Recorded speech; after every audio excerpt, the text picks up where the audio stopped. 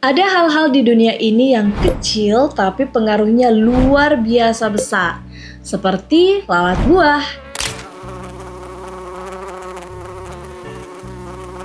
Dia nggak butuh waktu lama untuk mengubah buah yang segar jadi busuk. Dia tahu kapan kamu naruh pisang di meja, bahkan sangat lihai menghindari tepukan tangan kita, Yupis. The real kecil-kecil cabai rawit gak sih? Hama ini menyebalkan, tapi tahukah kamu, banyak obat modern mungkin gak pernah ada tanpa lalat buah.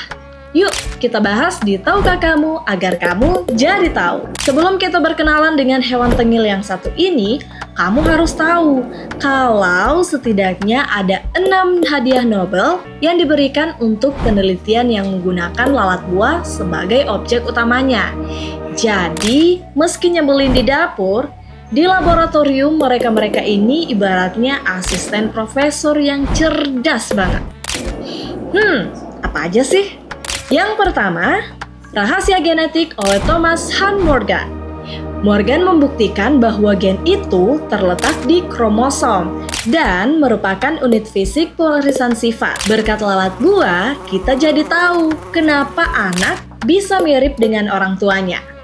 Kedua, bahaya radiasi oleh Hermann Joseph Muller. Muller menemukan bahwa sinar X bisa menyebabkan mutasi genetik. Dia menggunakan lalat buah untuk menunjukkan betapa bahayanya radiasi terhadap makhluk hidup. Ini adalah dasar dari protokol keamanan ronsen dan nuklir yang kita kenal sekarang. 3. Pembentukan tubuh oleh Edward B. Lewis, Christian Newslin Volhard, dan Eric Westhaus. Para ilmuwan ini menemukan gen yang mengontrol bagaimana embrio berkembang. Lalat buah menjelaskan bagaimana satu sel bisa tahu kapan harus berubah jadi kepala, sayap, atau kaki.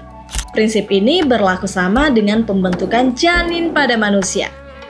Keempat, sistem penciuman penelitian dari Richard Exel dan Linda B. Bach. Meskipun Nobel ini lebih fokus ke mamalia, riset lalat buah menjadi kunci untuk memahami bagaimana otak mengenali ribuan bau. Mengingat lalat buah adalah pakar penciuman, mereka jadi model riset yang sangat krusial. Kelima, sistem imun milik Jules Hoffman.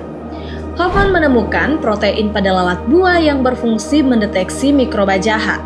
Ini mengubah cara kita memahami sistem imun bawaan manusia dalam melawan infeksi dan virus. 6. Jam biologis Jeffrey C. Hall, Michael Rosbash, dan Michael Weah. Nah, ini nih yang unik. Para peneliti ini mengisolasi gen yang mengontrol ritme sirkadian atau yang kita kenal jam biologis. Berkat lalat buah, kita paham kenapa manusia bisa kena jet lag dan kenapa tidur teratur itu sangat penting bagi kesehatan sel tubuh. Gimana? Agak nggak nyangka nggak sih kalau serangga rese ini tuh ternyata pahlawan farmasi? Sayangnya, seringkali orang tertukar antara lalat buah dengan lalat rumah biasa.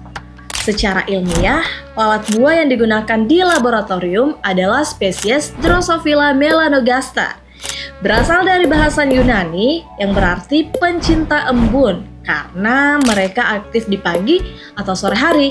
Lalu, kenapa hewan rese sekecil ini justru digunakan dalam farmasi dan sains?